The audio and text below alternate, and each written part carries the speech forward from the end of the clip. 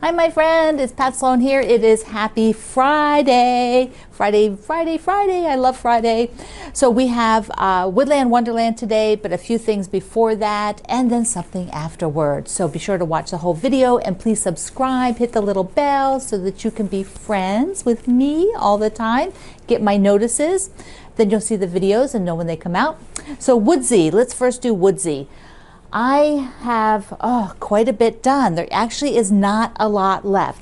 There's a quadrant down here which will get a big star with a light background. So I'll repeat that concept down here. Then it has a couple half square triangles and a couple of strips. So I'm on this one here. Then it's just these two units there, plus a border. So I'll figure out what I'll do with the border afterwards. So it'll be about as long as you see it here. Nice lap size quilt. Oh, somewhere on there is the size on the pattern. This is a free pattern that I'll link down below. Here is a little thought process about how I was doing the colors for the Woodsy. So I have all the section done on the top, and then I'm working on this one down here. So I'm trying to bring the colors. I'm looking at the colors, and I want to bring some more of the teal down here and this navy spackle, because on the pattern, this is a quadrant I'm working on. So I have these three blocks, and I've got the fabrics picked out. So I'm going to do the churn dash, the 9 patch, which will bring that plaid in, and a light, and then the navy again with the blue spackle, which is a shoe fly block. So I've got these three set up to go. And I've been taking all the scraps. So here's all the little scraps and extra strips and things, and I've just been sewing them up, and I've gone and gotten some other similar colors out of the scraps from 2021. Scraps are a thing I still need to talk about and address. It's in my January list to figure out what I did in 2021 with them and talk about what I'll do now. So I'm happy. I also have done all the scraps. So I've been sewing the scraps up as I've gone along, pulled out some other ones, and added those. So this is what I've got so far. This is all I have left from sewing. Of course, I still have more blocks to make, so I'll still make a bit more, but I've done pretty good. I've gotten it sewn onto here. So what am I going to do with this? I'm going to see how big it is at the end. Maybe I'll put it on the back. Maybe I will just use it and cut it up and alternate it like with one of the tone-on-tones, more like this spackle or that spackle, to make maybe a matching pillow to go along with it. That might be cute. So we'll see. I just want to see how big it gets. I'm just kind of curious. It's an experiment to just see how big will this bunch of scraps get. I don't know. It'll be fun. Okay, we had a fun day since Wednesday of sharing the Sweet Dreams first block number 1 from Sweet Dreams. You're sharing all of your brownie blocks. Brownies, lots of brownie love out there. Lots of you love to make brownies, eat brownies, freeze brownies so you don't eat all the brownies. Put lots of ingredients in them. Remember I mentioned that I used to make them from scratch from the chocolate, like the baking chocolate box. Well, Anne sent me a picture of the baking chocolate box because that's what she and her husband use all the time when they make them. So here's a picture of that. So if that's a really good recipe, it's really easy if you want to make brownies from scratch. Be sure that you've entered for my goodie bag from Wednesday. That's where you downloaded the block. It's at the very, very, very, very end after all the comments. So you just go down to the bottom and enter. So also I found this so fun statement. One of Sherry in our community wrote that you have just now entered the Sloan zone. I like that. I think we need a Sloan zone, especially when we're talking about UFOs. That would be perfect, don't you think? Now I need to make myself a button, the Sloan Zone button. Okay, before I move on to Woodland Wonderland, one other thing. Somebody asked me how I do these scarves, how I put them on. I have to take the mic off and I will show you. Okay, got the mic clip there. This is not an infinity scarf. An infinity scarf is one that is sewn as one loop. That would be an infinity scarf if this was sewn together. But this is a regular scarf, which is what lots of them are. So basically I am taking about what would what would be about the middle of my torso, and then making one loop. So now I've got both ends about the middle of my torso, and you just have this loop here, you hold it out, put one through the top, and take the other one through the top. And that's it. And then depending on how long your scarf is, will depend on how sort of this lay. It also depends on how like thick your scarf is. This is not a very thick scarf, but the other day I had a green one on with dots, which was a little shorter scarf, and it was a little wider, and the texture of the fiber was a little bit thicker fiber on it, and it also had a beautiful piping, black piping on that dark green with the dots. So it gives a whole different look depending on what the texture of your scarf is. Okay, now I need to take this down, the woodsy down, and put up the Woodland Wonderland, which is fabulous because we are now on the down slope. We just have a couple more things to do and we are done. Here we go to finish up Woodland Wonderland. I think it's going to take 2 weeks for everybody to get the rest of the parts done. Chapter 7 in the book has lots of little things that need to be done to get all these spacers and get it all together. So let me just show you where I would go for this week. I've actually got a lot of my parts done, so I'll show you what I have. The trees, ta-da! So the little forest has to go on either side of the gnome.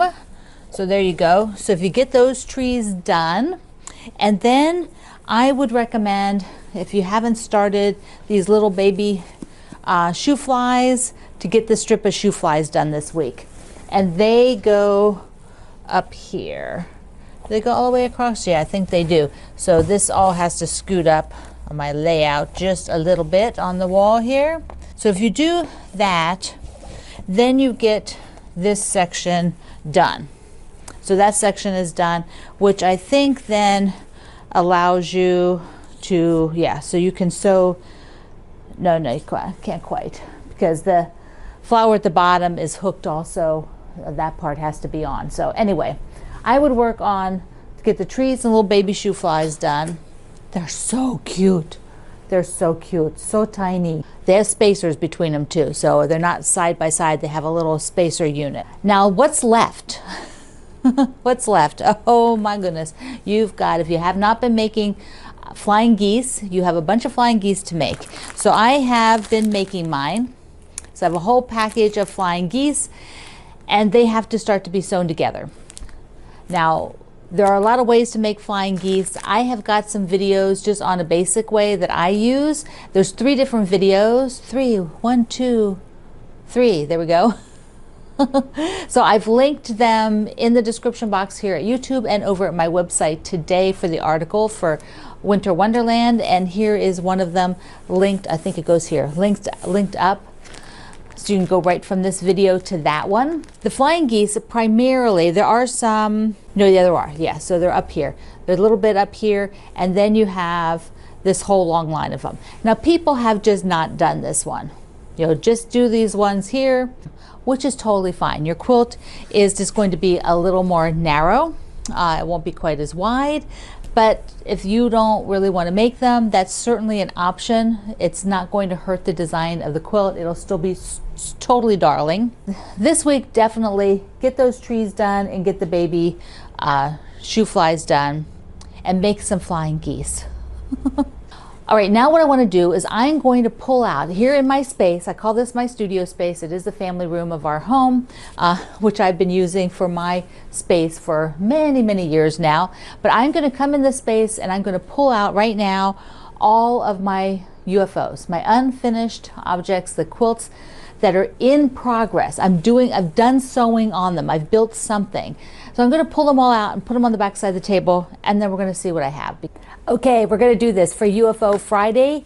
I am counting all mine. I'm walking the walk, my friends, walking the walk. So I went and got out everything that I can find that's in the studio and one project from another spot of things that are in progress that I have not worked on for a long time. I'm not counting like the Woodland Wonderland or the Holiday Homies, things that are in progress right now. Those aren't counting. So I put it down. I have 22 of those. And then I still have to count how many need binding, how many tops I have. And then at that point, I will also offload tops that I'm not going to keep. I will give to my friend for charity groups to quilt up. Look at my cross stitch. I still want to have to do that. I will look at the cross stitch and see which ones I want to continue to work on. Not that I have that many, but I know there's at least 2 that I'm not going to ever work on, but I did start them. They did a little bit. And then 1 crochet project, which I put on the list, which is my shawl, which I need to finish.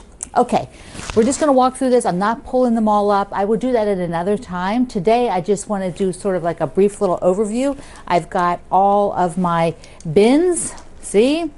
Some other miscellaneous stuff, and then down here are the miscellaneous block bags.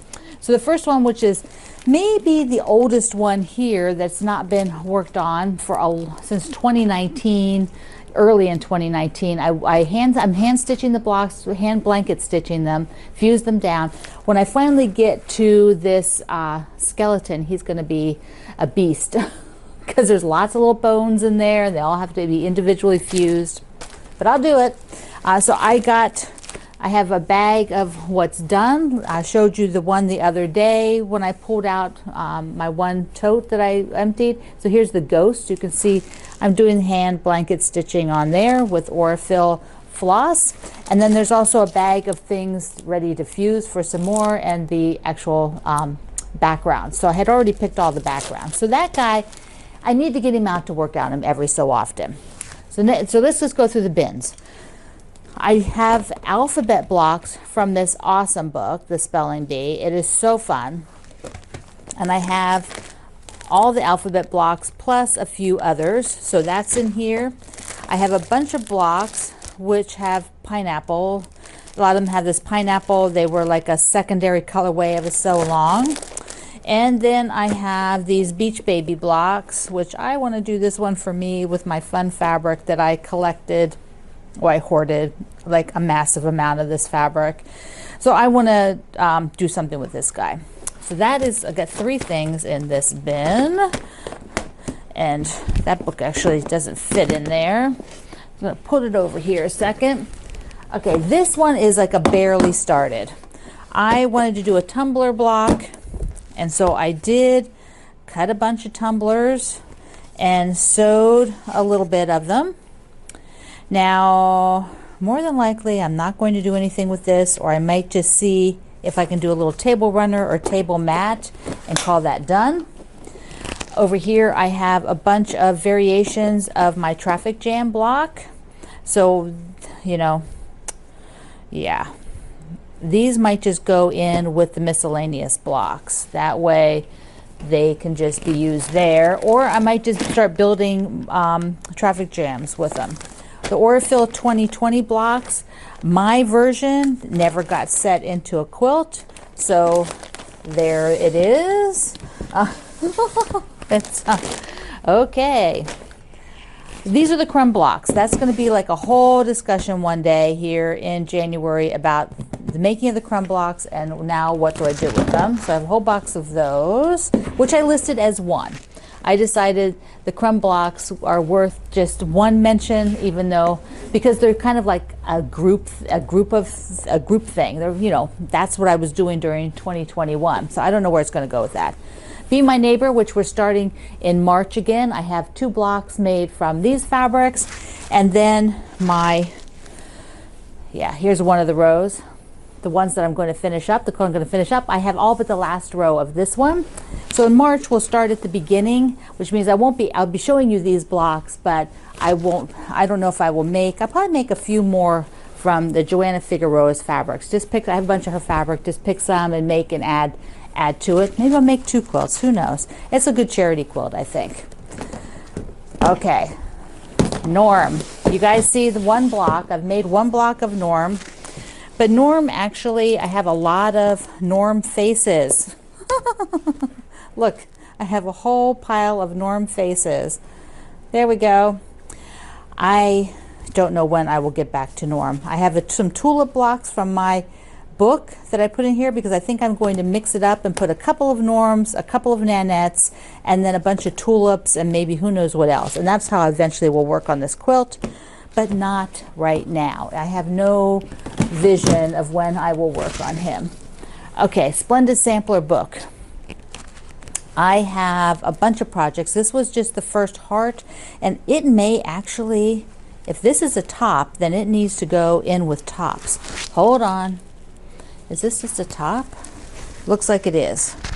So there we go. So that can go with tops. Ta-da! All the heart block, which was the first block we did in the Splendid Sampler, which was my block. Then I have my Splendid Sampler 2 version in French General that's in progress, and I'm definitely going to finish that. This is also a top, so those two tops need to go in the top piles for a reevaluation. Okay, and I can subtract them from my list, so I only have 20 unless I find more. And then here's another Splendid Sampler that I have to review this one because I believe it's complete, but it doesn't have a border. So there we go. That's pretty good. I'm pretty happy with that. We don't have too much more. This is the Pollinate. So I showed you that one. This is the Pollinate bag. So remember I showed you this with the little parts that were barely started. So here are all the different sections of it, you know, all the different size papers. It takes a lot of different things. Here's the templates you can get, and there's a link to get that. Okay, not sure on the English paper piecing. There's two of them here. What I will do with those. The other are my hexagons on the Grandmother's Flower Gardens, and I have a bunch of them appliqued down in lights and darks, and a bunch of them made to put together.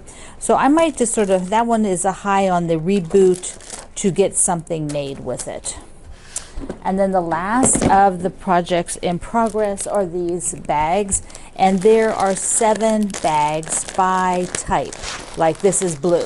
This is all blocks that are blue. I have one bag all blocks that are red and white. These are fall colors, sort of primary colors.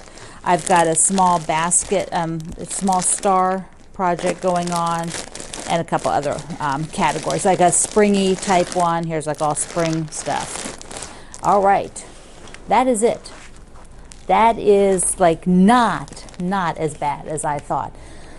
So there's 20. Since 2 of those were actually tops, I'm going to take them off my list and put them over with the tops, which will be reviewed. Winter Wonderland this Friday, and if you have not gone and pulled out your blocks, do that. So I can't wait to see your little trees and your baby shoe flies. All right, my friend, I love you. See you online. Mwah.